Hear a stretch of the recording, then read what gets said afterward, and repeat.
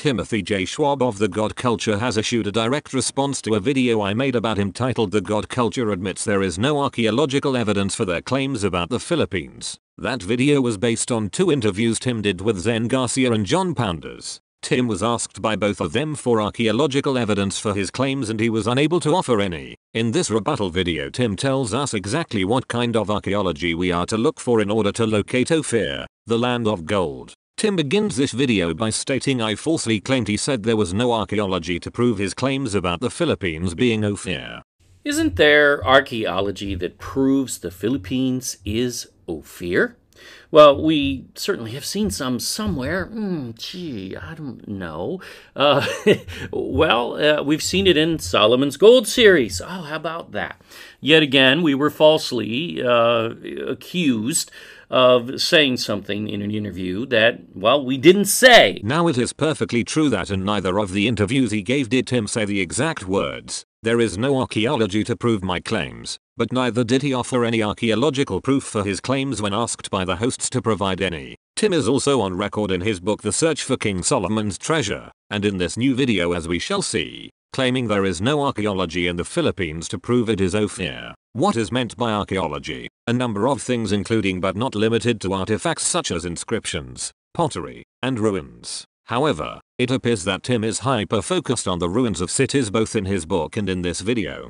Well, this is the real question that numerous academics and scholars just dismiss this because, well, they require, and this is typical in such disciplines, they require us to find a city with a street sign that says Ophir, of course, and if you don't, you can't prove it's Ophir, right? I mean, talk about ignorance, willing ignorance. What's ignorant is everything about what Tim just said. Who exactly is looking for a city with a street sign that says Ophir? Sure, that's hyperbole on Tim's part, hopefully, but there is more to archaeology than the ruins of ancient cities. Tim is purposely limiting himself here, knowing full well there are no ruins of ancient cities in the Philippines on the level of Angkor Wat, Chichen Itza, Persepolis, or Nineveh. According to Tim, this kind of evidence, the ruins of ancient cities, is not to be found in the Philippines or anywhere else. Ophir might be because the Bible, when describing Ophir, never mentions cities or architecture.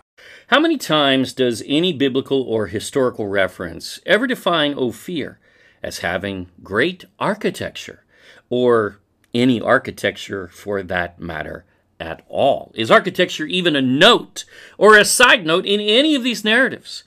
Yes, that is what they mean when they say archaeology. Typically, by the way, they want ancient civilizations. They ignore the archaeology of gold, but just want civilizations of who? Of Cain. The answer is zilch.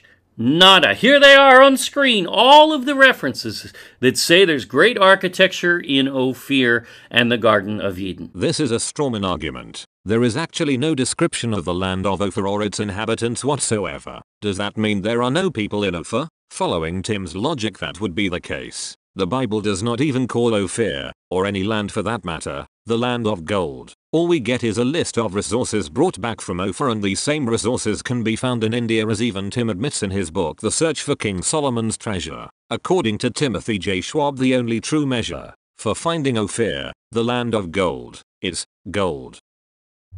I mean, think about it. If you had never heard of this and someone asked you, how do you find the land of gold?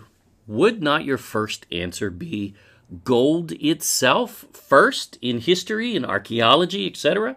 Well, of course it would. The question for the land of gold is who has the most gold in the ground. Now, I mean, you don't get more valid than Antonio Pigafetta, and he's the only eyewitness to what the Philippines was when the Spanish came.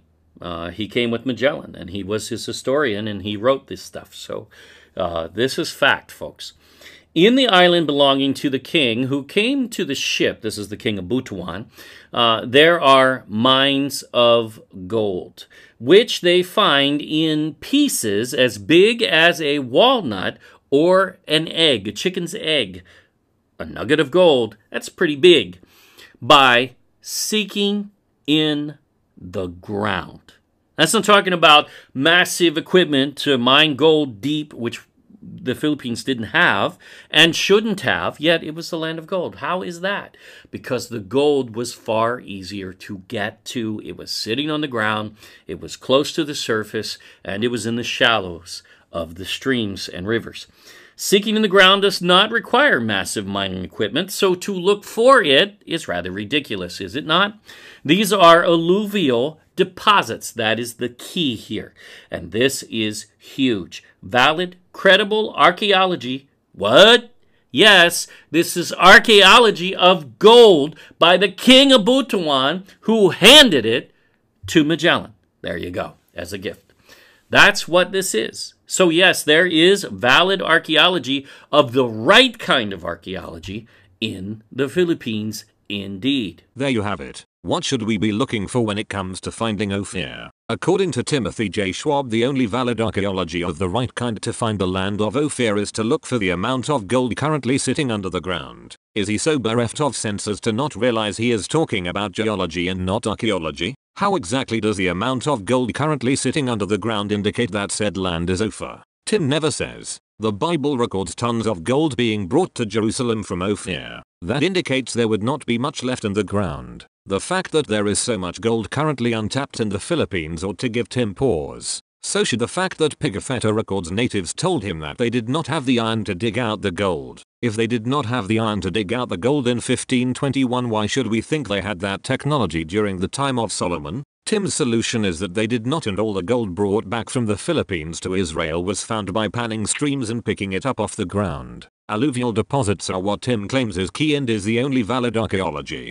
It was sitting on the ground, it was close to the surface, and it was in the shallows of the streams and rivers. Seeking in the ground does not require massive mining equipment, so to look for it is rather ridiculous, is it not? These are alluvial deposits. That is the key here. And this is huge. Valid, credible archaeology. What? Are we really to believe that billions of dollars, tons of gold, were panned from rivers or picked up from the ground and not mined from within the earth? It is not believable in the slightest. Where are the ancient gold mines in the Philippines? Tim cannot produce them, nor can he point to any history of gold mining in the Philippines which would produce the vast quantities brought back from Ophir because, as he so conveniently notes, alluvial mining does not leave an archaeological trace. Should we really have to explain this to academia and scholars? I mean, evidently we do, but we shouldn't have to. Think. A technique requiring little capital investment in equipment and no specialist technology, but unfortunately leaving, what's that word? No! Not even a little. None.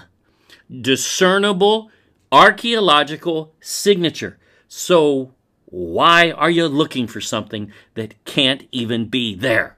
Wow. We all know what none means, right?